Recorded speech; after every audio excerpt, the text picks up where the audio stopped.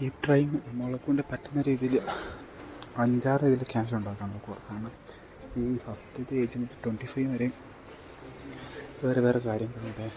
കാരണം time കുറവിൽ cash കൂടുതലുണ്ടാക്കുന്ന രീതി. Like ചുമ്മാ പറയുന്നത് പറയാം. ഞാനിപ്പം എന്നാണ് പറയുന്നത്, ഈ ഏജൻസിൻ്റെ കാര്യം പറയുന്നത്. ഏജൻറ്മാരുണ്ടല്ലോ, നമ്മൾ ഒരു മാസം പണിക്ക് ഉണ്ടാക്കുന്ന കാശ് അവർ ഒരു ഡീലിൽ ഒപ്പിക്കും.